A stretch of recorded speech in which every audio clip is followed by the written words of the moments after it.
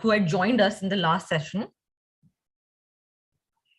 Okay, so anyone who has joined us in the last session, can anyone in the chat tell me what did we discuss in the last session? Who were the three people that we discussed in the last session? If there is someone from the last session who attended my first class as well. Is there someone? Okay, they might not have joined yet. So basically in the first session, we covered three different people. One was Muhammad bin Qasim, who is said to be the first person who actually brought Islam to Pakistan, to subcontinent in India and Pakistan, Indo-Pak region. And then we covered Mahmud Ghaznavi, and then Shahabuddin Qori. So these were the three, yes. Okay, Sultan Mahmud, very good. Muhammad bin Qasim, Sultan Mahmud Ghaznavi, and Shahabuddin Ghori. They were different people. We also covered a bit of Samanid Empire, a bit of Ghaznavid Empire, Ghorid dynasty. And these dynasties are very important to understand how the indigenous rule, that is the indigenous or the rule of the Muslims from the subcontinent who initiated. So basically all these dynasties were ruled from outside the subcontinent. Now we are moving towards the slave dynasty, which is also part of the syllabus. We've covered Muhammad bin Qasim, how he and his forces attacked in India. He defeated Raja Dahir in 712 AD. Then we move forward to Mahmud Ghaznavi and how he established the dynasty from Ghazni, and how he attacked and how he was controversial. Can anyone tell me the two temples that Mahmud Ghaznavi attacked? Two temples. So there were two separate, there were many controversial decisions that were taken by Mahmud Ghaznavi, but there were two temples. Okay, one was Somnath, yes, and the other was Jamna Bhumi temple. So one attack was on Jamna Bhumi temple and the other attack was on Somnath temple, which were controversial decisions, and that make him conflicted and a controversial figure in the history, because it clearly depends on which side of the history you are to have a belief about like what you think about Mahmud Ghaznavi as a leader. Was he a brave leader, or was he a looter or a plunderer, as many people label him, especially many non-Muslim historians. Now we quickly move to the slave dynasty. Okay.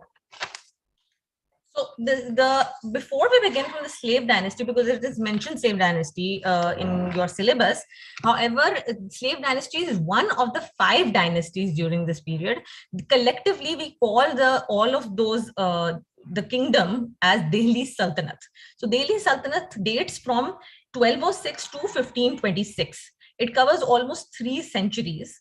From 1206 AD, 1206 AD is a very significant date because that is the day when Shahabuddin Ghori was murdered, and the torch was passed on to Qutbuddin Aibak, who was a very close general of Shahabuddin Ghori. So basically, Delhi Sultanate started from Qutbuddin Aibak, and it ended in 1526. This is also a very significant date. Why? Because the Delhi Sultanate officially ended in 1526 what happened in 1526? Can anyone tell me? It is a very common date. 1526. You can write on chat, anyone, whether you were in the past. Okay, Mughal dynasty started, but a very important, very common battle. We have heard it quite a few times. The name of that battle. एक बहुत मशहूर battle हुई थी उस time पे. उसका नाम था Battle of Panipat, and that was the first Battle of Panipat in which Babur defeated Ibrahim Lodi, and we'll come back to it later on. So this period is the entire period in the middle of these 2 dates, from 1206 AD to 1526 AD, is called as the reign of the Delhi or the Delhi Sultanate, and there were 5 dynasties. So basically, Delhi Sultanate was the first Muslim Sultanate, which dates from 13th century to 16th century, and it mainly comprised of North India, obviously. But at its peak, it also included South India as well. So famously, obviously, because the rule was from Delhi, and there were many other regions that were ruled by indigenous rulers or the rulers from that particular region, Muslims and otherwise. However, these 5 dynasties were ruled from Delhi. That Delhi was the center point. However, on its peak, when Delhi Sultanate was in its peak, it ruled entire South India, India as well, or it covered most of the region that we call the subcontinent. So the first dynasty, we'll jump right in. The first dynasty was called the Slave Dynasty, or also the Mamluk dynasty. So the history, first we'll get to the history of the Mamluk dynasty. What is Mamluk dynasty? So the successor of the Ghauri's established the Mamluk dynasty. Who was the first success? Who was the successor that we talked about? Qutbuddin Aibak. So the successor of Ghauri's established the dynasty of Delhi Sultanate, which literally means Mamluk, by the name of Mamluk dynasty, which literally means slave in English. And the slave dynasty was the first Muslim dynasty of India. Why we call it the first Muslim dynasty? They were Ghauris and Ghaznavis, right? But they didn't rule from India. They ruled from outside India. They attacked India, they ruled over here, but their center, their capital was not in India. So the ruler itself wasn't present in India. So that's why we can't call all those dynasties as Muslim dynasties of India. Slave dynasty was the first Muslim dynasty of India, and that it set a precedent for all the future dynasties to come. So the Slave dynasty was the first Muslim dynasty of India. We know that. So then what was so different, and why was it called a slave dynasty? Because the unique status of slaves was observed in this dynasty for the first time. That how the slaves who grew up as slaves, they became sultans. So basically it was because of Shahabuddin Ghauri and how he raised his slaves as his own sons. So he raised his slaves as his own sons. He trained them, and even during his lifetime, he gave them important positions. And in his rule, under his rule. So three of Shahabuddin Ghauri's favorite generals who ruled under Shahabuddin Ghauri, one was Qutbuddin Aibak. We've already talked about him before as well, that he was the first Muslim governor of Delhi. And he attacked Delhi, he conquered Delhi on behalf of Ghauri in 1196, and he became the governor of Delhi during that time. It was before Shahabuddin Ghauri's death. Then Tajuddin Yildiz, who was the governor of Ghazni, and Nasiruddin Qabacha, who was the governor of Lahore. So these three people were famous generals, and they were favorite of Shahabuddin Ghauri. Qutbuddin Aibak, Tajuddin Yildiz, and Nasiruddin Qabacha. Now we come to prominent sultans of slave dynasty. So slave dynasty had many different sultans, but the three most prominent sultans, yes, okay. Three most prominent sultans of the slave dynasty, because slave dynasty dates from 1206 to 1290, okay, from 1206 to 1290. So it's almost 84 years, right? 84 years they ruled. But the three of the most prominent rulers from this dynasty was, the first one was Qutbuddin Aibak, who basically laid the foundation of this dynasty. So Qutbuddin Aibak, as part of the Ghurid army, he captured Delhi in 1196, as we've talked about it before. He was the first Muslim governor of Delhi. And after the demise of Ghauri, Aibak was naturally appointed as, yes, okay, Balban as well. Yes, we'll come back to it. So first we're talking about Qutbuddin Aibak. Qutbuddin Aibak was the natural successor because he was one of his favorite general, Ghauri's favorite general, and he had been ruling Delhi on behalf of Ghauri. And he only ruled for 4 years. So he ruled from 1206 to 1210 AD. His rule comprised, he didn't take any major decisions. However, one of the most important decisions that he took at that time was the shifting of the capital. So he shifted the capital officially from Ghazni to Lahore, and then eventually to Delhi. We all must have heard the name of Qutub Minar. So Qutub Minar is the Minar in Delhi, and it wasn't completed during his lifetime. In fact, it took a very long time to complete, but it was the process of the completion, like the process, the foundations were laid during his period, but he passed away. He couldn't see it from his own eyes. So when Qutbuddin Aibak passed away, his natural successor was Aram Shah, who was his son. But there are two different narratives that are found. First was that he was removed by the nobles themselves, who thought that he's extremely incompetent as a ruler, and he was then he was replaced by Shamsuddin Iltutmish. So Shamsuddin Iltutmish was the son-in-law of Qutbuddin Aibak, and the two different narratives that are found in the history, and you can mention both, that he was removed by the nobles and then Shamsuddin Iltutmish took his place, or his rule, Shamsuddin Iltutmish's rule, was challenged by Aram Shah, and then he met him in the plain of Jud, Jud, plain of Jud in Delhi, where Iltutmish defeated Aram Shah, and he officially became the successor of slave dynasty. I hope I'm clear up till now. कोई मुश्किल तो नहीं है. Slave dynasty हमने अभी start की है. We've talked about Qutbuddin Aibak very briefly because there hasn't been much, there isn't much about him that we could discuss. He only ruled for 4 years. He was replaced, naturally he was replaced by Aram Shah, his son. However, he wasn't replaced, sorry, he was succeeded by Aram Shah, who was replaced by Iltutmish. Is it clear so far? Okay. Okay. Shamsuddin Iltutmish, we mentioned two different people before. Tajuddin Yildiz, who was the governor of Ghazni, and we mentioned Nasiruddin Qabacha. So Tajuddin Yildiz and Nasiruddin Qabacha were ruling, or were the governors of two different cities. One was in Ghazni and the other was in Lahore. However, when Shamsuddin Iltutmish came into power, he defeated Tajuddin Yildiz at Tarain.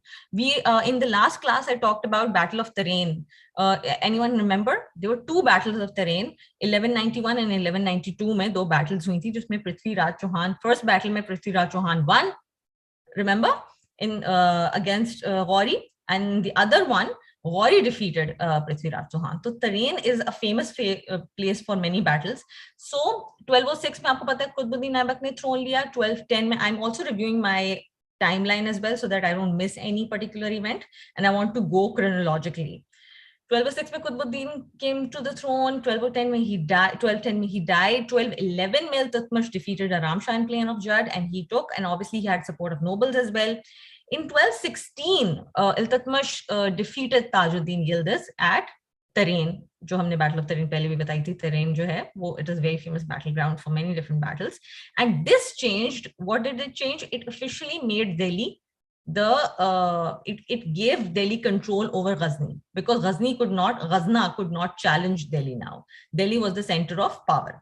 Then in 1217, Iltutmish defeated who? He defeated Nasiruddin Qabacha at Mansoura. He defeated Tajuddin Yildiz at Tarain. 1217 में he defeated Nasiruddin Qabacha at Mansoura. ठीक है? अब during this period there was a lot going on in the world, especially in the 13th century. Mongols were gaining power and they were attacking many different Central Asian countries, and they were threatening Europeans. They were threatening Central Asian powers. They were threatening the Roman Empire. They were threatening all the big empires during this period, all the Muslim empires during this period as well. So one of the biggest Muslim empire at that time was in Persia. And in 1220 to 1221, Mongols had already had defeated Khwarizm Shah, who was Khwarizm Shah of Persia. So there was also threat of Mongols during that time. And if it wasn't for the slave dynasty or the Delhi Sultanate, Muslims would have fallen in the hands of Mongols. But they were constantly fighting Mongols. During that time, Jalaluddin Mangabarni was from Khorasan. He was the ruler of Khorasan. We don't need to get into detail. I'm just going to mention these names so that you could get an idea what was happening in Persian Empire at that time, what was happening in Khorasan. Mongols were threatening, and he offered, or he asked for support from the Delhi Sultanate. But Delhi Sultanate was ruled by Iltutmish, and he believed in diplomatic support rather than giving support on the battlefield. So what did he do? He said that he would use diplomacy rather than sending his army to fight Mongols. So he refused to help Jalaluddin Mangabarni at that time. And in 1225, they were also fighting there. There were a lot of civil wars going on. There were people who were threatening Delhi Empire at that time within India. So they had a lot of internal threats. So their focus was on internal threats at that time. Now, Iltutmish was fighting rebels not only in Bengal but in Bihar in 1225, 1226 AD as well. His son's name was Nasiruddin Mahmud. So, Shamsuddin Iltutmish ke son ka kya naam hai? Nasiruddin Mahmud, and he was also fighting the rebels in Bengal and Bihar. And he dealt with rebellions all over the India. He was also leading a campaign in against Rajputs during that time. In 1227, another significant event happened. That was the death of Chinggis Khan, who was the leader of Mongols. And again, Iltutmish defeated Kabacha. Nasiruddin Kabacha was defeated earlier on, but Nasiruddin Kabacha was defeated earlier on. Okay. Am I audible? Am I audible? Okay. Okay, so Nasiruddin Kabacha was defeated later on, but he again met Shamsuddin Iltutmish for a war, and this time he was defeated for good. In 1227, he was defeated for good. He drowned in the Indus. So Nasiruddin Kabacha died in 1227. सही है? समझ में आ रहा है सबको? सबको chronology समझ में आ रही है? Okay. Now, 1229 mein Nasiruddin Mahmud, who was the son of Iltutmish, because there are two Nasiruddin Mahmuds, please don't get confused on this. Nasiruddin Mahmud, who was the son of Iltutmish, he died in 1229, and the rebellion in Bengal started once again. And they were obviously, in that particular year, Delhi Sultanate was recognized as an independent empire away from all the other empires, especially in the one in Ghazni. In 1230, there was another rebellion that was crushed in Bengal. In 1235, Iltutmish started a campaign to suppress the rebellions of the Khokars. In 1236, Iltutmish died, which started a civil war among his children. Okay, so कब से कब तक rule किया Iltutmish ने? Iltutmish started his rule from 1210 till 1236. So he ruled 1211 till 1236. He ruled for almost 26 years, and his rule strengthened the Delhi Sultanate. However, his death led to the civil war between his children. He was a very strong leader, obviously, and he focused on dealing with especially when it comes to external threats. He believed in dealing with them diplomatically rather than going or waging a war against any external forces. And his focus was in the subcontinent and in crushing the rebellions in Bengal, in Bihar, against Khokars, against Rajputs. So you can all mention them if there's a question on slave dynasty. Now, before we go to Balban, who was, as someone mentioned, that he was one of the strongest leaders in the slave dynasty, there was a civil war among the children. We know that, right? So Iltutmish died in 1236, which led to a civil war among his children.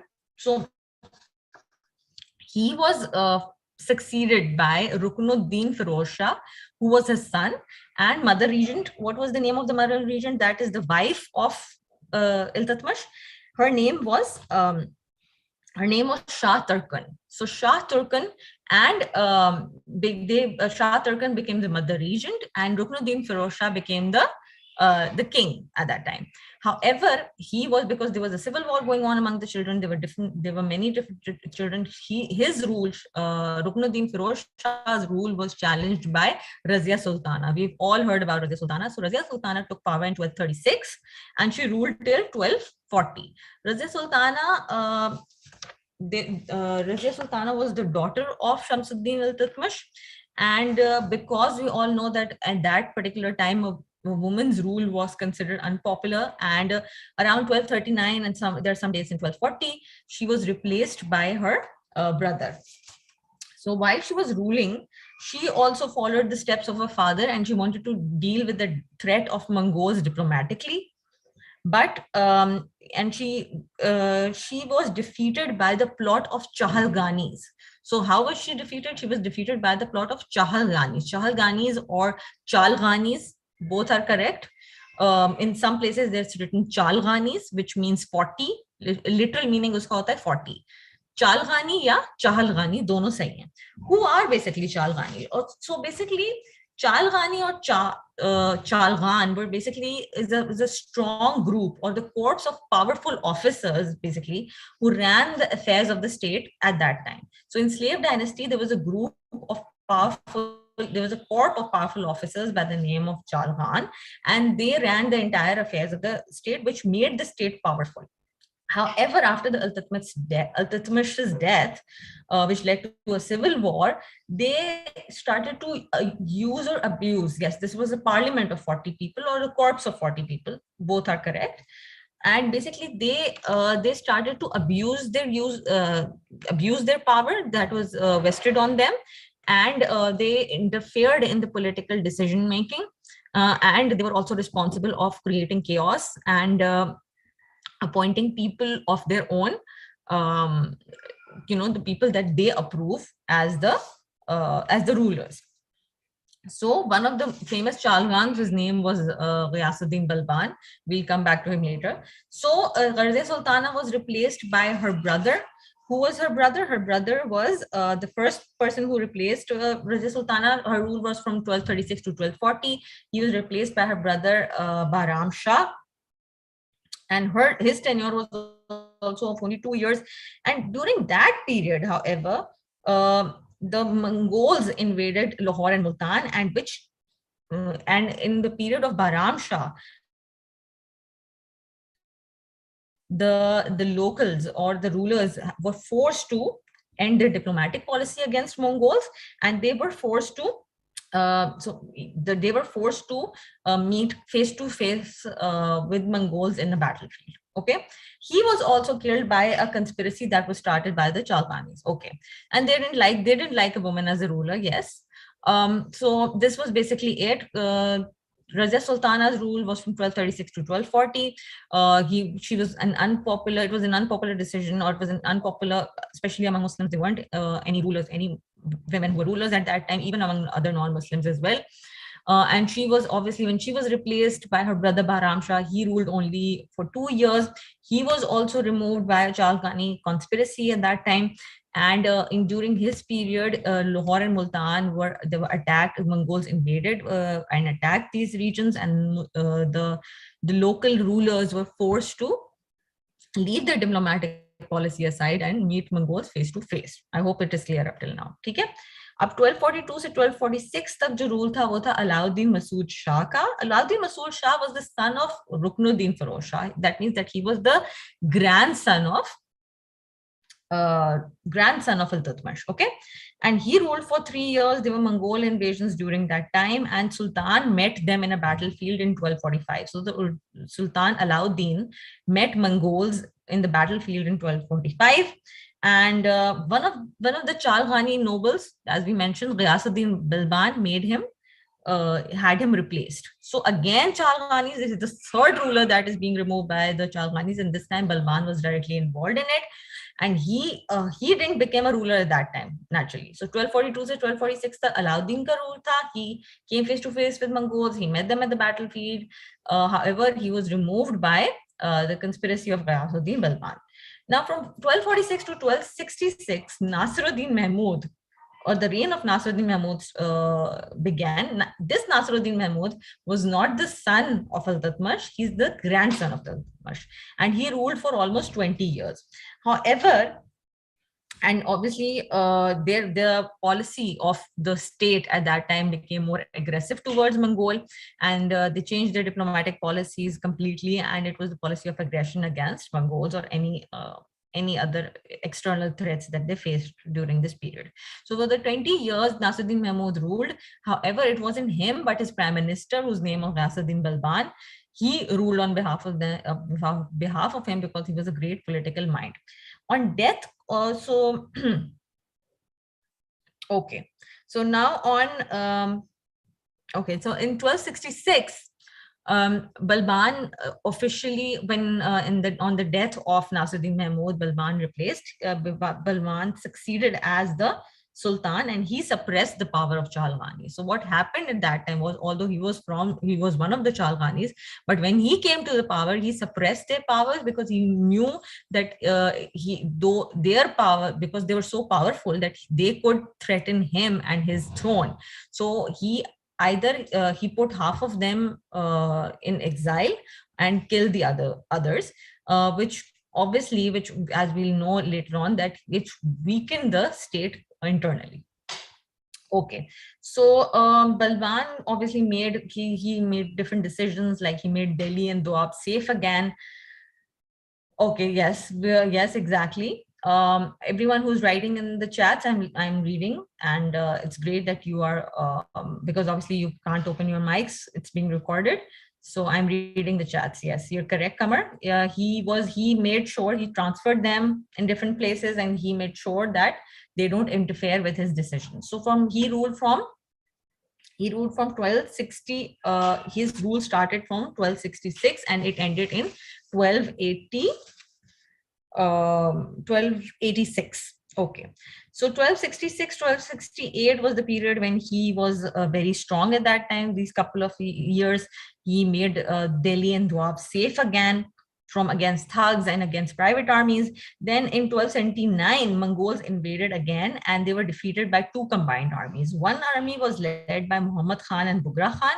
Muhammad Khan and Bughra Khan were the sons of Balban, and the second army was defeated by Malik Mubarak, who was the governor of Delhi. So Balban suppressed the revolt in Bengal as well during that time as well. To 1279 में दो different armies थी, एक मोहम्मद खान और Bughra Khan ki, जो कि were the sons of Balban, and Malik Mubarak ki, and these both army combined together and they fought against Mughals in 1279. सही है. अब 1285 में first Mughal invasion was driven away by Muhammad Khan. वो किसका बेटा था? Ghiyasuddin Balban ka, right?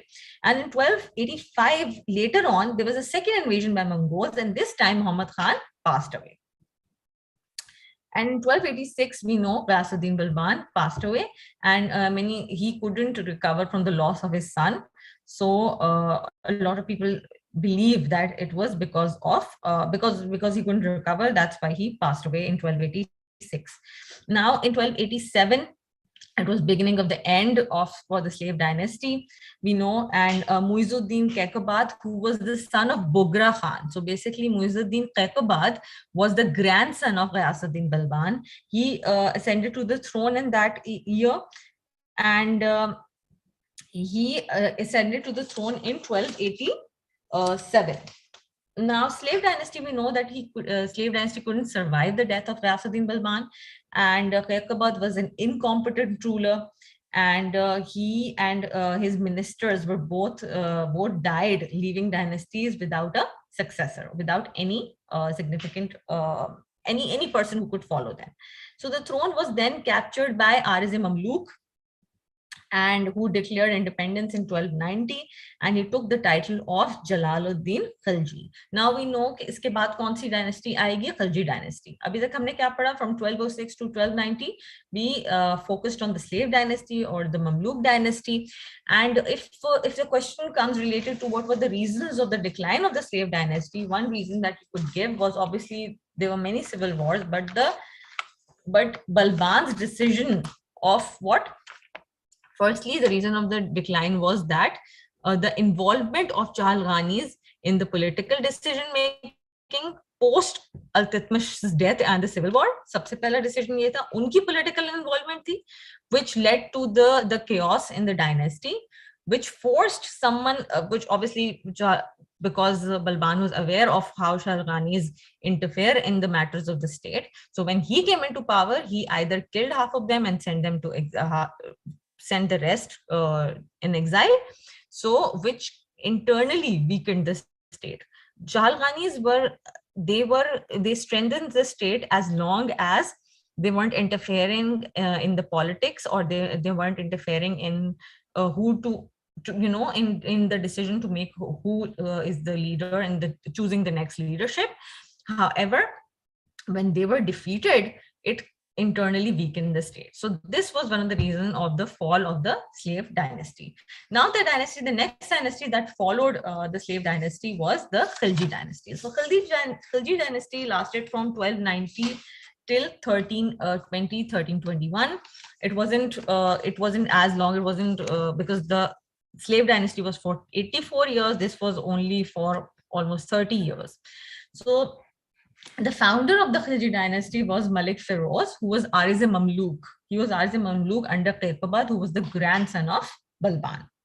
What did he do? He basically took advantage of Qaybabad's incompetence, and after his death, he got rid of Sultan who followed Qaybabad basically. Malik Feroz took the throne and he took the title. What was his title? His title was Jalaluddin Khilji, and he took the throne in June 1290. Now, who were the Khiljis? Khiljis were basically Turks by origin. However, they lived most of their life in Afghanistan, so they were not popular among the Turks that ruled in India, or the Turks that lived in India. Okay. So Jalaluddin was famous for his mildness and generosity, and he naturally won the hearts of the people during that period.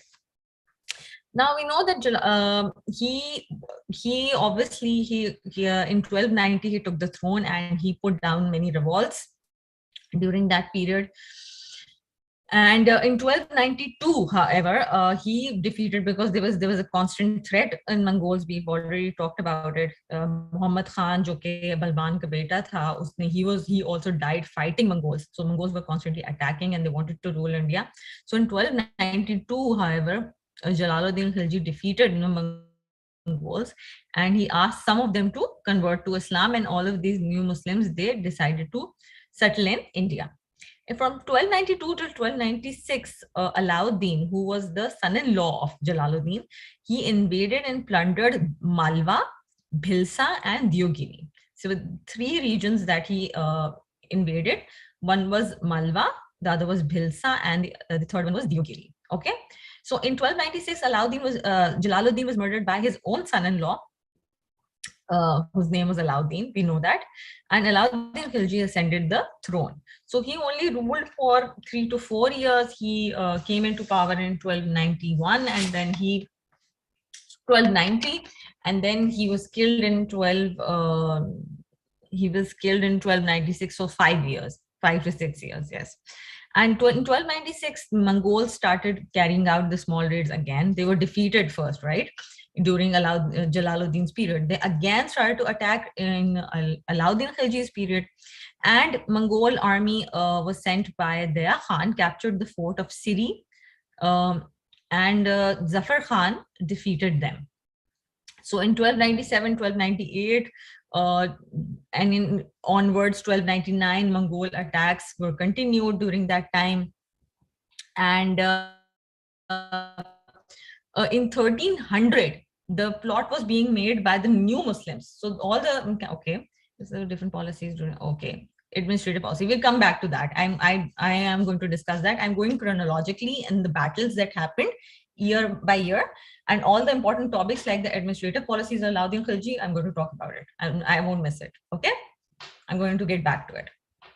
So basically Alauddin Khilji के दौर में, उसके era में जो administrative policies थी वो भी हम discuss करेंगे.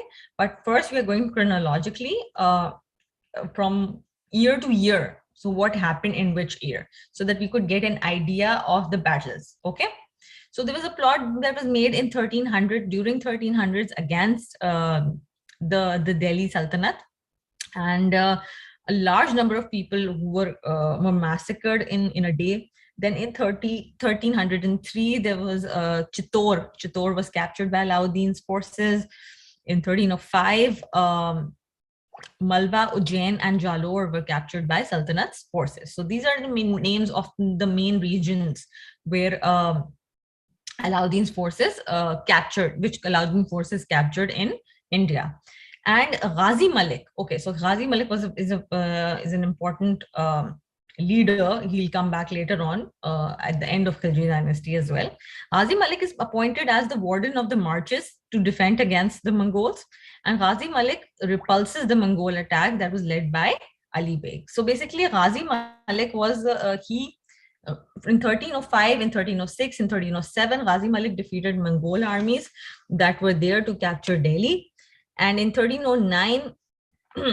During that period, in 1309, 1310, 1311, many local kingdoms like the Pandya kingdom that was in Madura, was annexed, and they became part of the Khilji dynasty.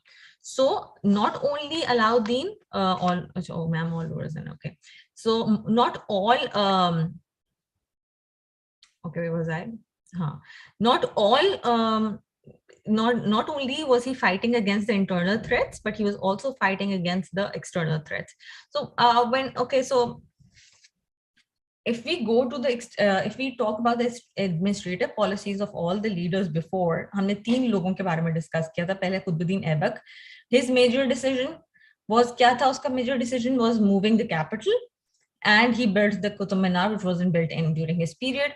If we come to Iltutmish's decision making, he focused on strengthening the dynasty from within, and during his period he crushed the rebellions, and he also completed the Qutub Minar.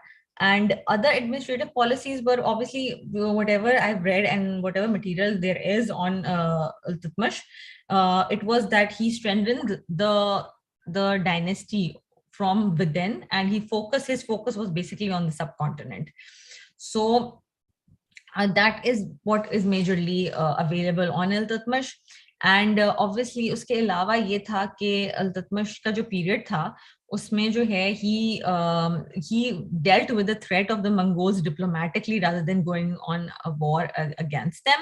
However, afterwards जितनी भी civil wars हुई उसमें जो period था till Balban, all the children or the grandchildren of Iltutmish, their focus, उनका focus क्या था? to gain power. और जैसे ही वो power gain करना चाहते थे और वो administrative decisions लेना चाहते थे, शुरू करते थे, because they were constantly under threat of being removed by some other successor of the throne, they couldn't take decision making. However, about Razia Sultana, she focused on taking decisions that were diplomatic in nature. और slave dynasty से related जो थे वो यही, slave dynasty में specifically जो थी वो ये फोकस जो उनका मंगोल थ्रेट था कि उन्होंने डिप्लोमेटिकली कैसे किया, और उसके बाद जो है हमने जैसे पढ़ा था कि during Bahram Shah's rule and during Alauddin Masood Shah rule, Mongol threat जो था, it became more serious, and they attacked Lahore and Multan, and Alauddin met in a battle with Mongols, and this time they had to have an aggressive strategy.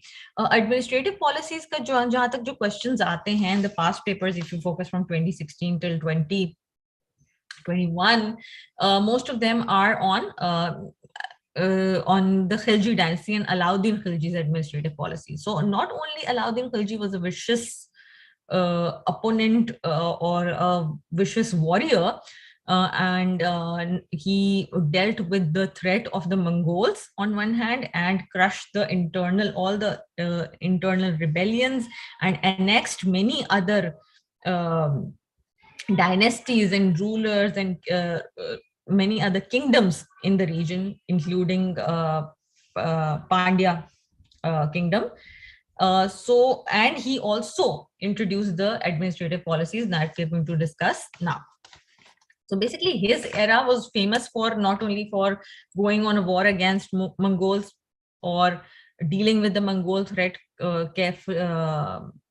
in an efficient manner, and annexing the established kingdoms in the region, but also the administrative policies. Yes, he was a great reformer and administrator. Yes, he introduced different innovative administrative and revenue reforms. So basically, the market control regulations was basically what he introduced, which was different from all the previous rulers.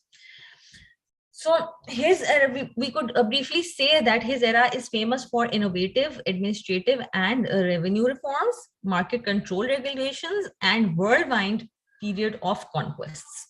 Okay, so it is also considered the golden period of dynasty because it wasn't that long. It was only for 30 years. So yes, now we'll come to Khilji's economic reforms. So Khilji's economic reforms ranged from the regulations to the prices of the food items. He was one of the first people to take control of the prices of the consumer goods. So he was the first person who focused on the prices of the consumer goods. Before that, none of the rulers focused on that. So due to this, under the rule of Khilji, the prices remained under control for almost 10 years, which benefited the common people. So basically, his focus economic reforms किस किस्म के थे? He focused on the consumer good prices. He focused on the market regulations, market control regulations थी, और prices थी. और for 10 years, जो आम आदमी थे, the common people benefited from his control of the prices of the consumer goods. So there were 5 important economic reforms that he brought, which we number 1 was the construction and regulation of the agricultural market. So basically, yes, I am getting there, Kamar. I am covering that particular. Yeah, okay. So मैं वही बात करना चाह रही थी कि जो 5 important थी, because it distracts a bit. If there's a question, then please write it, okay? Or you can add on something. Yes, I am covering price control system and the reforms in the agriculture.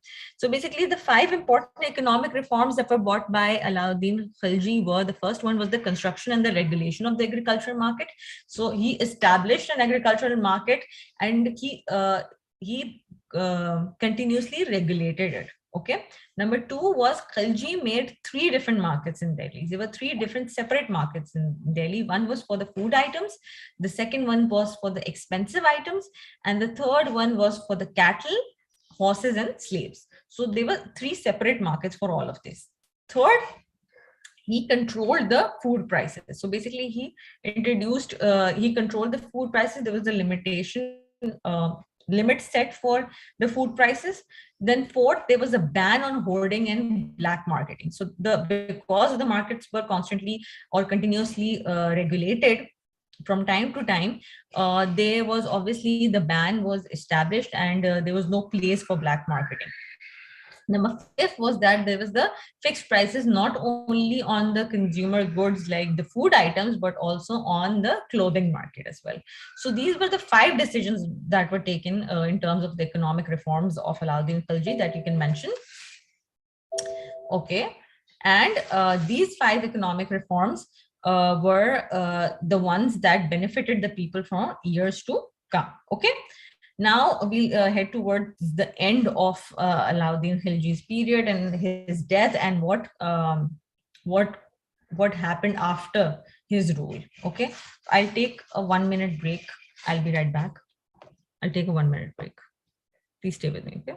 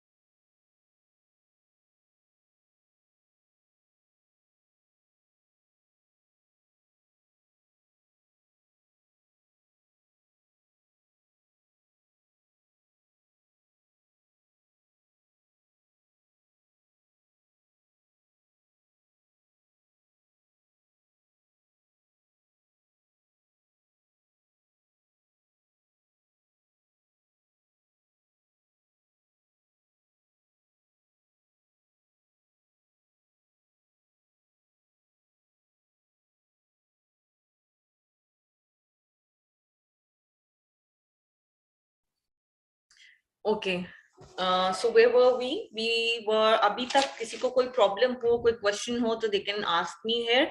And with respect to how the questions will be asked in the paper, inshallah in the next session I'll try after we'll finish, because ये हमारा first topic है of the entire course, and this course will almost take 12 to 16 different sessions, और ये हमारा second session है, और इसमें हम पहला ही topic discuss कर रहे हैं अभी, तो next class में inshallah I'll take out all at least 10 to 15 minutes in that हम जो है past papers में जिस तरह questions आए हैं और उसको हम किस तरह answer कर सकते हैं वो मैं discuss करूँगी इंशाल्लाह आपके साथ. So you can obviously watch this session live, and also it will be, the recording will be available in on YouTube. तो आप बिल्कुल परेशान ना हो कि अभी मैं chronologically जा रही हूँ year by year और ये कैसे इसको हम आंसर करेंगे, क्योंकि जो क्वेश्चन पेपर में इस तरह के सवाल आते हैं वो इस तरह से नहीं होता है. तो ये फिक्र ना करें, किसी भी टॉपिक का कोई भी इंपॉर्टेंट पोर्शन जो है I'll try to cover as much as I can. Obviously कोई एक आध कोई MCQs होंगे या कुछ होंगे, वो आप रीड करेंगे डेट्स वगैरह, तो आपको अच्छे से याद हो जाएंगे. अगर आप लोगों में से किसी ने मेरा फर्स्ट सेशन अगर अटेंड किया हो तो आप लोगों को पता होगा कि मैंने बताया था कि 2 तरीके होते हैं इंडो पाक हिस्ट्री पढ़ने का. एक तो ये कि आप टाइमलाइन फोकस करें, और दूसरा ये कि आप टॉपिक्स पे फोकस करें. तो मैं दोनों को मर्ज करके पढ़ाने की कोशिश कर रही हूँ. What I'm trying to do here is that I want to incorporate the chronology along with the dynasties. अब हम अगर इसमें, for example, if we are covering the Mughal period and we are, I can mention how the first ship of East India Company, or when the first ship of East India Company came to सब continent. सही है, अब वो मैं चीज उस वक्त mention कर सकती हूँ, but again it would confuse you. So later on जब ब्रिटिश अराइवल इन इंडिया या ब्रिटिश रूल इन इंडिया जो हम डिस्कस करेंगे, तो तब मैं वो चीज फिर मेंशन करूंगी. तो ये दोनों चीजें साथ साथ चलेंगी, क्रोनोलॉजी भी साथ साथ चलेगी और टॉपिक्स और पर्टिकुलर डायनेस्टीज और एम्पायर्स भी साथ साथ चलेंगे. ठीक है. अच्छा, without wasting any further time, this session will obviously and around 9:30 9:45 तक. मैं कोशिश करूंगी ये चला जाए इंशाल्लाह, या 10 तक भी जा सकता है, डिपेंडिंग कि हम कितना कवर कर सकते हैं. I want to cover slave not only these 5 dynasties but also the Mughal Empire. तो I'll jump right in. So अभी तक हम लोगों ने स्लेव डायनेस्टी कवर की है और खिलजी डायनेस्टी कवर की है. अब हम अलाउद्दीन खिलजी की बात कर रहे थे and his economic reforms. We know he brought 5 reforms. कौन कौन से थे? First one was construction and regulation of agricultural market. Second one was he made 3 separate markets. One was for in Delhi, one was for food items, one was for expensive items or luxury goods, and the third one was one was for the houses or for the horses, slaves and cattle. जो तीसरा reform था was controlling of food prices. Fourth one was a ban on hoarding and black marketing, obviously because the markets were constantly regulated, so there was no room for black marketing and hoarding. And the fifth was the fixed prices of the clothing market. Okay, I hope it's clear. Now we go to the portion which is the divided camps. So after the demise of Alauddin Khilji, the house was divided into 2 different groups. One group was of, okay, let me start with the video. Okay. Okay. So basically there were 2 separate camps that were formed in the dynasty or in the house. There were 2 different groups. One were headed by the wife of Alauddin Khilji. Her name was Malikai Jahan. And the second, and obviously it had Khizr Khan and El Khan as well. And the other was the camp of Malik Kafur. Malik Kafur was basically a very trusted noble. He was a Hindu noble, and he was very close to Alauddin Khilji, and he wanted to rule himself. And how would he wanted to rule himself? So basically he challenged the rule of Malikai Jahan, and he wanted to appoint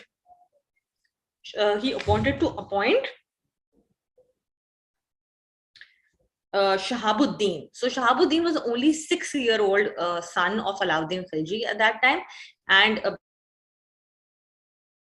because of his policies and because of his clever politics at that time, he somehow manipulated and managed to win this battle of politics, and he made the 6-year-old prince a successor, and he became his regent. He stayed regent for only 35 days. it was only 35 days that he stayed on the throne. And then in 13, because it was the year 1316. Okay, am I audible? I hope I'm audible. Can everyone hear me? So, okay, please write yes in the chat so that I would know everyone can hear. Okay, good. So far we have learned that Alauddin Khilji brought reforms. He died in 1316. The house was divided into two different camps. One was headed by Malika Jahan.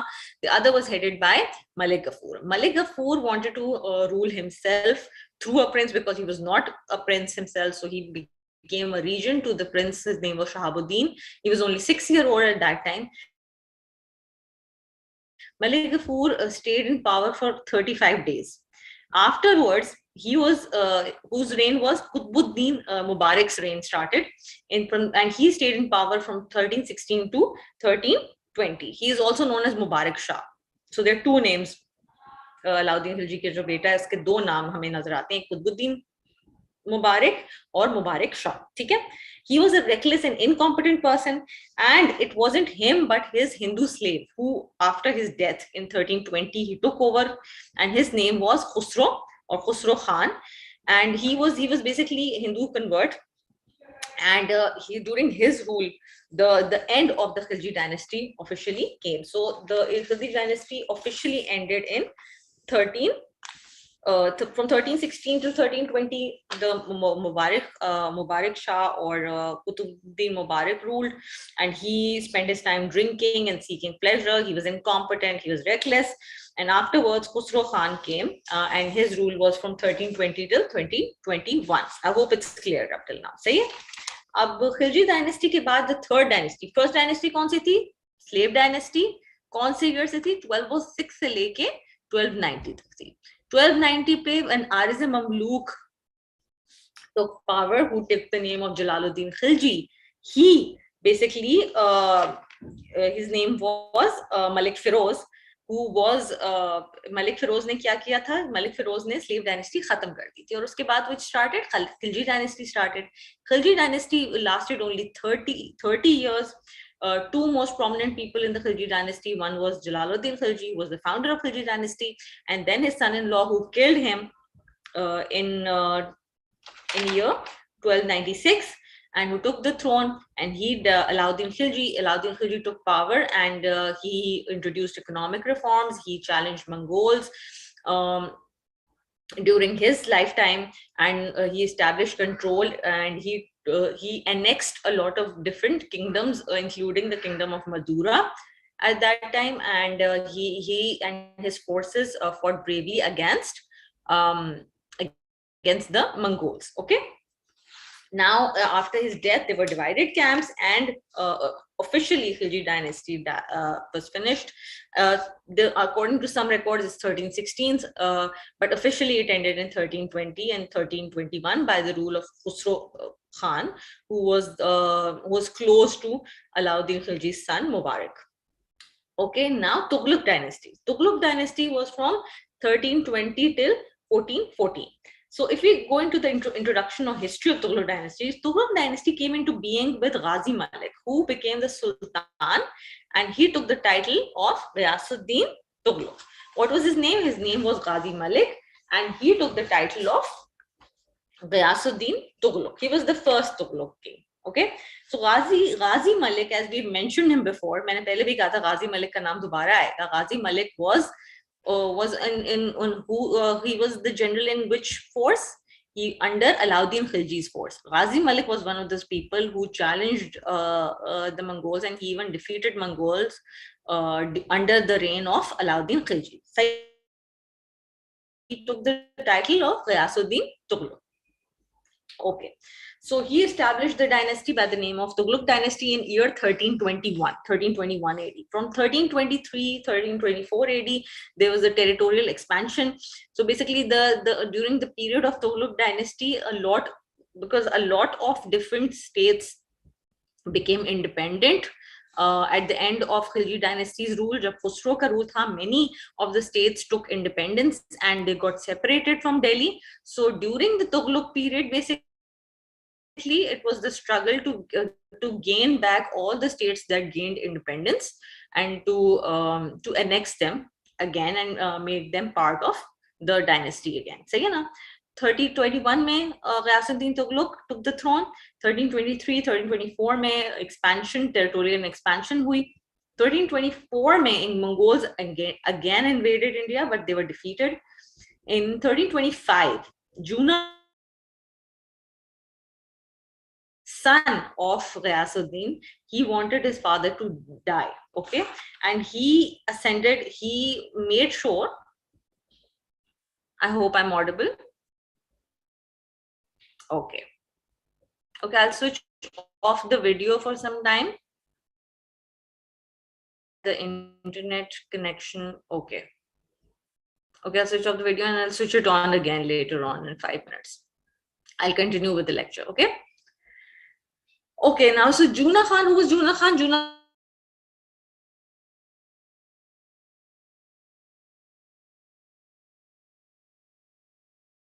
to crush all the Hindu Rajas and who gained the power during the brief rule of Khusro. As we've already talked about it, that during the rule of Khusro, by the end of Khilji dynasty, many different Hindu Rajas took power and they gained independence from the Delhi dynasty. However, he tried to crush their power and regain and re-establish the rule of the Delhi dynasty. So, yeah, he conquered Bengal. However, he was killed just right after the ceremony. And who was responsible for this accident or this killing that was posed as an accident? His son, Juna Khan. Juna Khan, when he took the power, he ascended the throne, he took the title of Muhammad bin Tughlaq or Muhammad Tughlaq. So Ghayasuddin's son's name was officially, it's known as Muhammad Tughlaq, but actual name uska Juna Khan tha, theek hai? Ab uske baad jo hai, Muhammad bin Tughlaq took several decisions. We know in 1327, he shifted the capital to temporarily to Diogiri. Diogiri is the same place that was conquered by Alauddin Khilji before, or which is also known as Daulatabad. 1328 में जो है and they forced Muhammad bin Tughlaq to buy them off. So basically, he had to give them money so that the Delhi could be freed again. Then the capital was shifted back to Delhi in 1320, 1329, and in 1330 he issued the copper coins, which was also an experiment. तो क्या किया था मोहम्मद बिन तुगलक ने? उसने सबसे पहले he shifted the capital to Daulatabad, which is also known as Diogiri. He also issued copper coins. During his period in 1329, Mongols invaded Delhi and he had to buy them off. Okay, abhi tak I hope it's clear. In 1335, Tughlaq dynasty reached its peak in terms of the territorial expanse. 1335, the Tughlaq dynasty was its peak. Sahi hai? And Muhammad bin Tughlaq had captured by then numerous cities in the South India. So he started focusing during this period. There was a lot of focus on capturing the cities in South India. Then obviously, as in every dynasty during Delhi Sultanat's period, there was a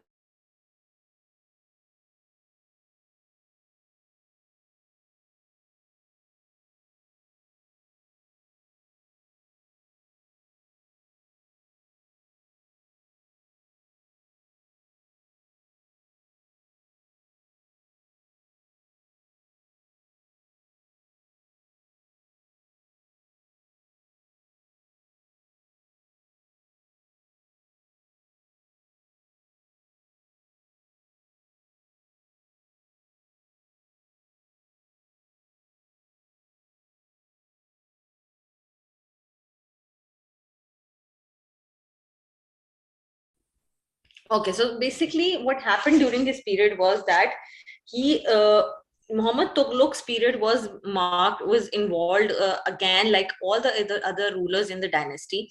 It also included many rebellions. I think I should open the video. Okay, so it included many different rebellions, as we've mentioned before. ये timeline मैं आपको फिर बाद में provide भी कर दूंगी, admin को provide कर दूंगी, आप देख लेंगे. But basically, to briefly explain, during his period, he was also responsible for the death of his father. When he came into power, he took various different decisions. First one was that he transferred the capital to Daulatabad. But it was very brief. After 2 years, he had to shift the capital back to Delhi. Second one was that he introduced the token currency or the copper coins, which were, that decision was also not famous. Then he introduced the taxation in the Doab. We know the Doab region, right? So उस region में उसने taxation की policy introduced. So there were many decisions that were taken by Muhammad Tughlaq. However, these decisions were not very famous. Okay, so the first one was Ghiyasuddin Tughlaq, then Muhammad Tughlaq, and after that, the third person, the person who was a famous leader, was Firoz Shah. So Firoz Shah took after the death of Muhammad Tughlaq, and he ruled for over 37 years. His era is known for marvelous administrative reforms. Okay, so if we cover briefly of the era of Firoz Shah, so basically what happened was that during so Firoz Shah era was obviously filled with rebellions that they were trying to crush during this period, which include Muhammad bin Tughlaq was obviously he was constantly under threat from the rebellions in Sindh and Punjab region. In fact, when Muhammad bin Tughlaq died in Thatta, while he was suppressing a rebellion in Sindh. Okay, Muhammad bin Tughlaq died in 1351. So Tughlaq dynasty started in 1320. 1320 के बाद Muhammad bin Tughlaq took power in 1325. तो 1320 से 1325 तक सिर्फ 5 साल जो थे ग़ियासुद्दीन तुगलक ने रूल किया. ठीक है, 1325 के बाद 1351 that Muhammad bin Tughlaq was in power. He introduced many different policies. He was constantly under Mongol threat. During his period, Mongols even invaded Delhi and he had to buy them off. He crushed many rebellions in South India and in Bengal. He tried to invade and to regain the power in the regions just like his father that had been lost during the Khusro's period. 1351 के बाद जो है वो उसके बाद Firoz Shah took power. Okay, but Firoz Shah was the person who basically he was also during his period there was a treaty that was included in Bengal. So there was some peace that was established during Firoz Shah's period. Okay, and Firoz Shah ruled for how many years? He ruled for 37 years. Okay, and he captured Sindh. Firoz Shah Tughlaq died in 1388. And after that, Ghiyasuddin Tughlaq Shah II, who was the grandson of Firoz Shah, he took power in 1388. फिर काफी 3-4 different claimants थे जो कि इस era में आए till 1394, और उसके बाद जो थी वो 1394 और 1398 के दरमियान एक civil war हुई जिसमें नासरुद्दीन महमूद शाह तुगलक था, who took the western half of the Delhi, and Nusrat Shah Tughlaq, who reigned in the eastern half of it. Okay, अब what happened? Firoz Shah का era बहुत famous था for marvelous and administrative reforms. Firoz Shah की death के बाद there was a chaos and tussle for the power. There were 3 to 4 different claimants that came, or as we know that there were 2 different claimants, one on the east and one was the west Delhi. During that period, Amir Temur invaded in 1398. Amir Temur invaded Delhi in 1398. We know that. And when Amir Temur invaded India and he plundered and decimated Delhi among other cities, he left Khizr Khan. Khizr Khan is an important person. He'll come later. His importance will be revealed later on in this class. He left. Khizr Khan was responsible, and he was the governor of Multan. Okay, so from 1398 till 1399 was the period in which Amir Temur invaded India. और ये तो and था Tughlaq dynasty का. कौन आया सबसे पहले Tughlaq dynasty में? Ghiyasuddin Tughlaq. He ruled for 4 years. He was then killed by his son Muhammad, whose name was Juna Khan, and who took the title Muhammad Tughlaq. Muhammad Tughlaq was a man of many words, many ideas, but he couldn't. He introduced different policies. However, he couldn't fulfill most of them because of the internal and the external threats. Then he was replaced by Firoz Shah. Firoz Shah was the Firoz Shah took power in 1350s, and then he ruled for 37 years, and he was killed. He died in 1388, and his death led to chaos. And there were many kings who came for a couple of years, and then the Delhi was divided, and there was a tussle in a particular period in 1390s, 1394 till 1398. Meanwhile, in 1398, there was an attack on Delhi by whom? By Amir Temur himself, and he left Khizr Khan as the vassal or as the governor of Multan. Okay? I hope it's clear up till now. From 1398 till 1413, there was Nasruddin Mahmud Shah Tughlaq. He ruled the Tughlaq dynasty. Tughlaq dynasty was very weak during that time. However, there was a ruler. 1398 से 1413 तक वो rule था. Then nobility transferred the rule to Daulat Khan Lodi from 1413 to 1414, and then Khizr Khan marched to Delhi in 1414, and he defeated Daulat Khan Lodi. ठीक है. Amir Temur, we know Amir Temur's invasion changed everything. We know that, right? And then that dynasty came eventually in the end. Jab Daulat Khan Lodi was defeated by Khizr Khan, and Khizr Khan which led to the foundation of Sayyid dynasty. अब in today's class अब भी मुझे लगता है कि हमारे पास time नहीं होगा मुगल पीरियड को, क्योंकि हमने पूरी इस जो दिल्ली सल्तनत पे काफी हमने टाइम ले लिया. इंशाल्लाह in next class we'll cover Mughal, not only the Mughal empire, but also the British arrival as well, British arrival in India, their rule in India, and also the questions from the past paper as well. I hope, because it's just the second session, so we'll manage it in a far better manner than these sessions. And I hope whatever we've studied in today's session and the next session, inshallah, it will be fruitful to all of you. Okay. Now Sayyid dynasty came into power. So Sayyid dynasty was from 1414 till 1451. If to briefly introduce, Sayyid dynasty had 4 rulers. So from 1414 till 1451, it was founded by Khizr Khan, who was left as the vassal in Multan by Amir Temur. Amir Temur was basically, after the success of Amir Temur, he invaded Delhi in 1398. और उस वक्त जो था, they were already Tughlaqs were Nasruddin Mahmud Tughlaq जो था, he was the ruler at that time. However, 1413 में when he was removed and Daulat Khan Lodi came into the power by the nobles, who was then defeated by Khizr Khan. So officially Sayyid dynasty came into power. So why did they call themselves Sayyid? So basically these rulers ruled, they call themselves Sayyid under the claims that they belong to the family of Prophet Muhammad, peace be upon him, through Fatima and Hazrat Ali radhiyallahu anhu. ठीक है? And home.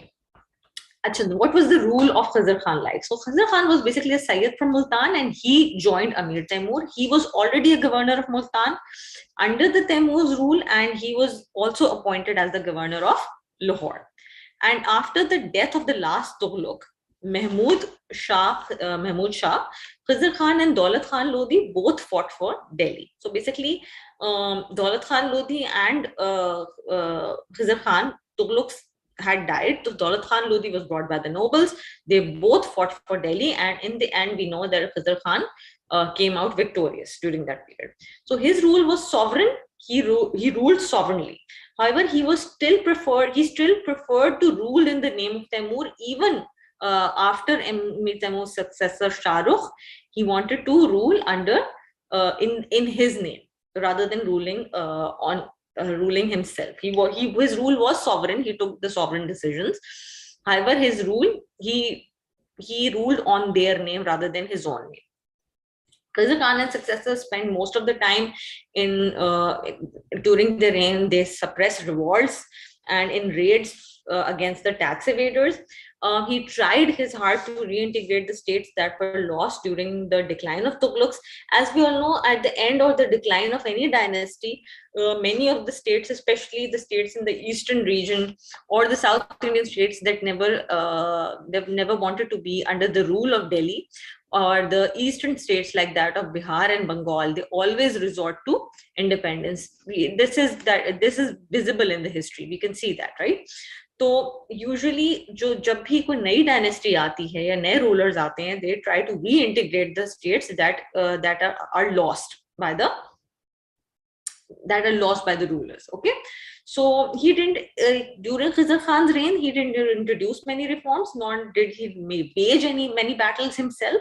He tried to crush the rebellions and he tried to reintegrate the states. However, he didn't manage to. He didn't wage many battles on his own. However, he was greatly respected as a ruler, as a leader.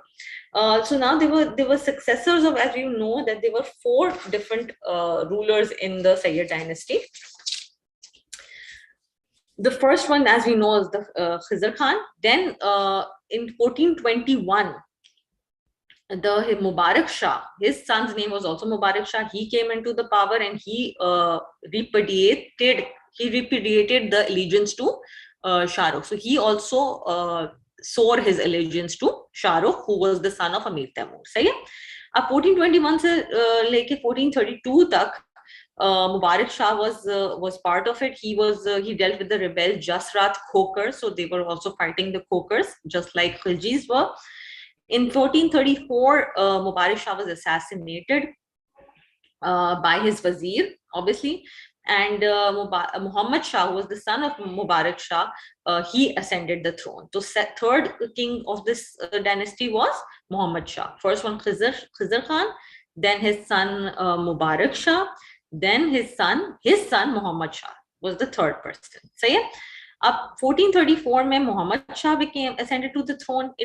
From 1440 to 1441, Behlul Lodi Muhammad Shah called upon Behlul Lodi for help against Sarwar al-Mulk.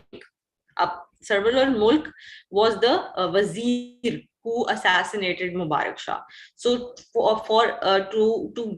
he asked for help from Behlul Lodi, ताकि both of them could fight against Sarwar al-Mulk, who was his Wazir, his father's Wazir, basically. So yeah, Behlul Lodi obtained the hereditary rights to the throne in return for his help. What Behlul Lodi did basically at that time was he said that, okay, I will help you. However, I would want to gain the hereditary rights in return. He asked in return for his help. When Muhammad Shah died, Behlul Lodi, Alauddin Alam Shah, who was the son of Muhammad Shah, he took the power.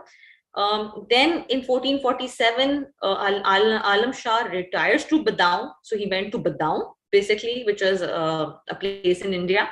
And in 1451, Alam Shah sent a letter of approval for Behlul to take the throne in his place at Delhi. And in 1478, Alam Shah died at Badaun. Okay, so Sayyid dynasty was only from the period 1414 till 1451. There were 4 different rulers during this period. The first one was Khizr Khan, who had defeated Daulat Khan Lodi in the battle for Delhi. At the end of Tughlaq dynasty, he was a widely respected leader. He was already governor of Multan. He was left governor of Multan when Amir Taimur had attacked Delhi in 1398. In 1398, when he attacked Delhi, and us waqt se wo governor of Multan tha. However, when Tughlaq dynasty officially ended, he became the ruler, but he still ruled. He still swore his allegiance to Amir Taimur, even as a ruler, although he was a sovereign ruler. During his rule, he just led. He didn't wage any particular battle. He didn't introduce any reforms. However, he was still greatly respected, and he challenged the tax evaders during his period. And we know that he was replaced by whom? Khizr Khan was replaced when he died. He was replaced by his son. His name was Mubarak Shah. After his death, okay, Mubarak Shah was his son, and Mubarak Shah also he was assassinated in 1434 by Sarwar al-Mulk, who was Wazir, who was the minister of the Mubarak Shah at that time, and then his son Muhammad Shah took the power. In 1441, Muhammad Shah asked Behlul Lodi for help. In return of the help, Behlul Lodi said, okay, I'll help you, but I would want the hereditary rights. So after the death of Muhammad Shah, the natural leader would not be the son of Muhammad Shah, but it would be in fact Behlul Lodi. When they defeated the Sarwar al-Mulk, who was the Wazir, Behlul Lodi should have been the king in 1444 after the death of Muhammad Shah. However, it was Alauddin Alam Shah who became the ruler. However, just after 3 years of his rule in 1447, he retired and he went to Badaun. And in 1451, he wrote the letter. Alam Shah wrote the letter. He was the fourth king of the dynasty. He wrote the letter to ask Behlul Lodi to take his place, and it was officially the end of the Sayyid dynasty. Now we come to the last dynasty of the Delhi Sultanate, that is the Lodi dynasty. Behlul Lodi occupied Delhi in 1451. He gained the hereditary rights when he helped Muhammad Shah to fight against the Sarbar al-Mulk. It was the only dynasty, Awan dynasty, to rule South Asia apart from the Suri dynasty that we'll study later on. Okay, Behlul Lodi was the governor of Sirhind, and he had served in the courts of the Firoz Shah and Khizr Khan court. So Firoz Shah was the Tughlaq who ruled for 37 years, and he had served in his court as well, and it also served under the Sayyid dynasty. So when Sayyid became weak, he first captured Punjab and then Delhi, and he was officially coronated in 1451 in April. When anarchy threatened the throne, he stabilized the state with the help of Afghans because he was of an Afghan descent. So Afghans came to help him during his rule whenever there was anarchy. And he also managed to recover a lot of different and captured all the different states that were lost during the Tughlaq period as well as the Sayyid period. We know that both of these periods, there were a lot of rebellions that they were crushing, and they tried to regain the states that were lost by the end of each dynasty, which were lost by the age of dynasty. However, if it wasn't for the Lodi dynasty or Behlul Lodi himself, they wouldn't have been able to recapture the states that were lost by the end of all of these dynasties. Okay. So Lodi dynasty starts in 1451, and he was approved by the last Sayyid Sultan. We know that, and from 1451 till 1486, Behlul faced a continuous threat from the Sharki rulers of Jaunpur, which included Muhammad Shah Sharki, Muhammad Shah and Hussain Shah. Okay, so finally Behlul placed his son Barbak on the throne of Jaunpur in 1486 when he fought the Sharki rulers of Jaunpur. In 1489, Behlul Lodi dies. So his son Nizam Khan took over the throne, and he took the name of Sikandar Shah. So Behlul Lodi established the empire in 1451.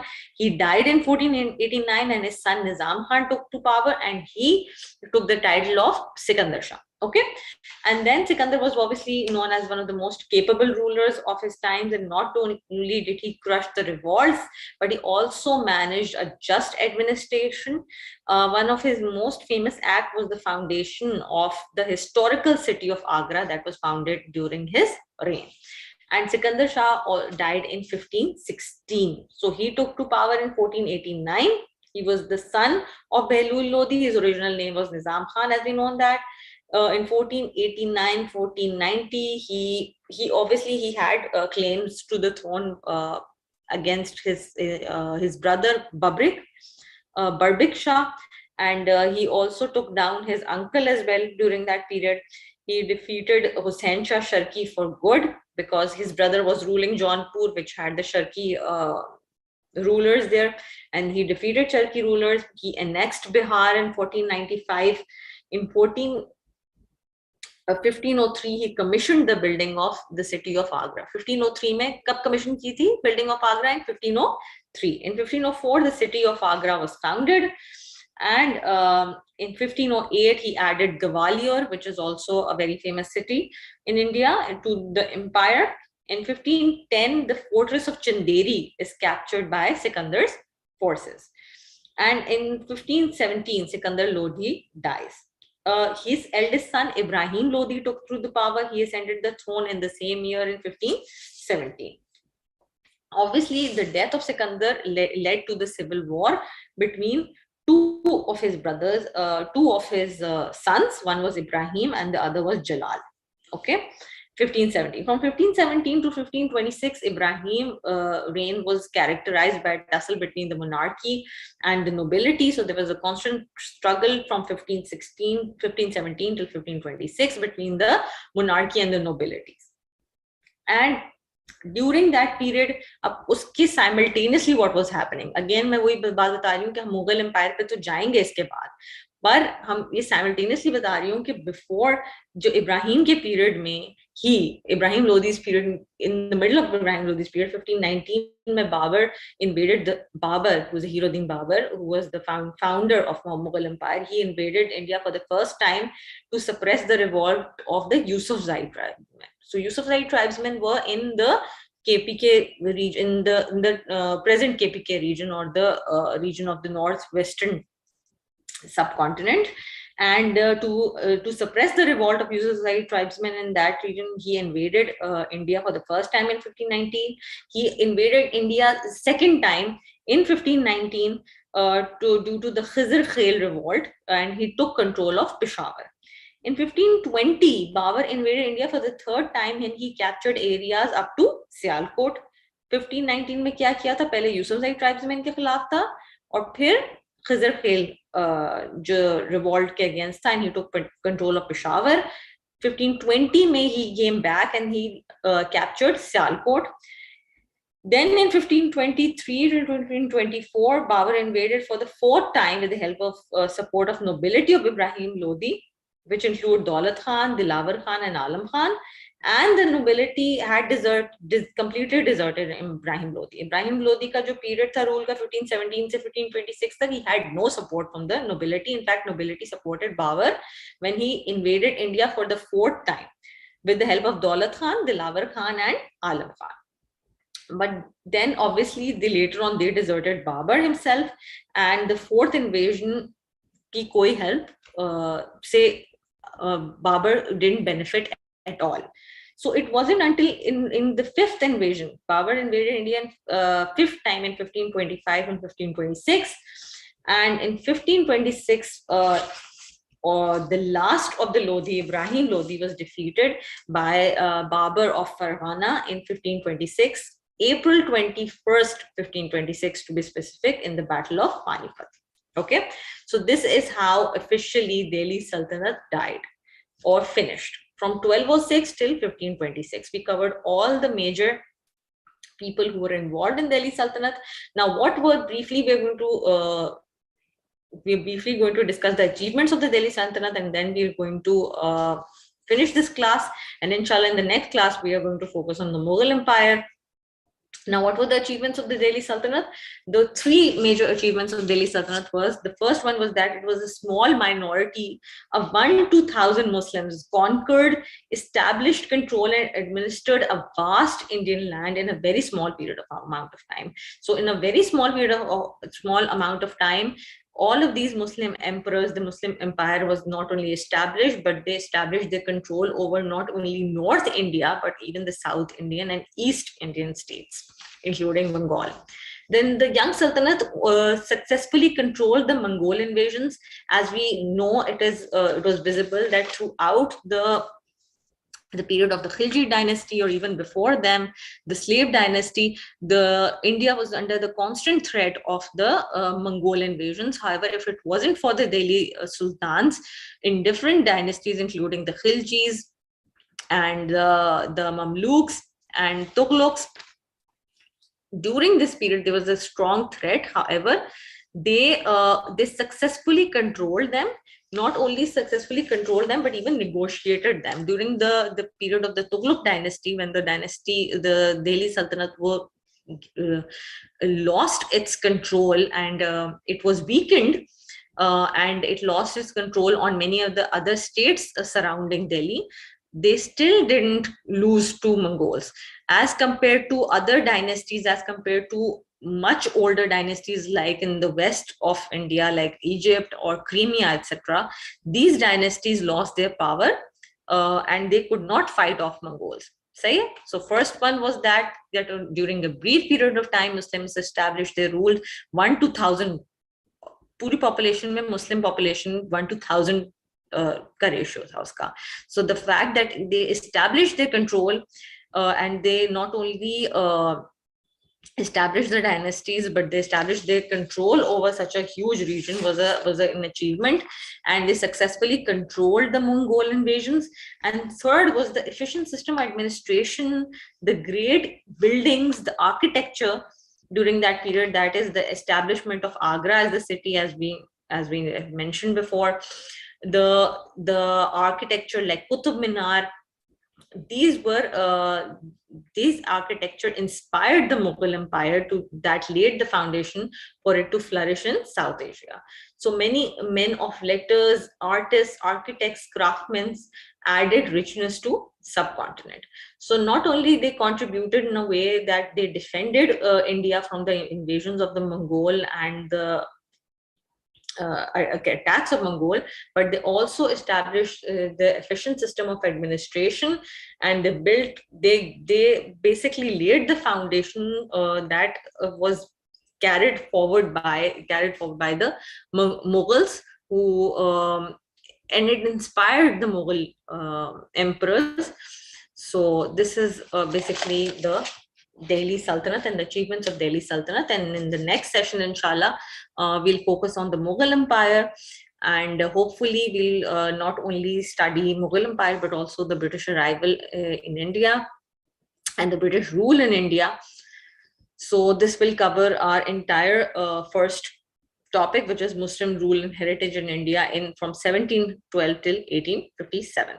So I hope whatever we've learned so far, it is clear. And if there are any questions that you have, you can ask me or you can comment on the YouTube section. The recording of this session will be available on YouTube, so you can ask your questions there.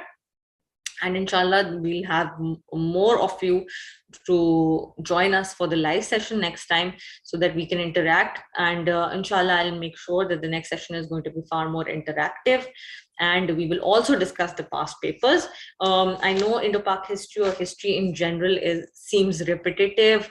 It is very difficult, I also have to repeat my sessions in my sessions again. I know that the recording will be available. It's just that if I repeat one information after the other, it would make it more easier for you to not only understand, but also to memorize the dates and the events and how they happened. So today we covered most of what happened in the 3 centuries from 13th century till 16th century Delhi Sultanate, and inshallah we'll move forward very quickly, and then we'll gain the momentum each week. Okay, so hopefully inshallah see you in the next class, and Allah Hafiz.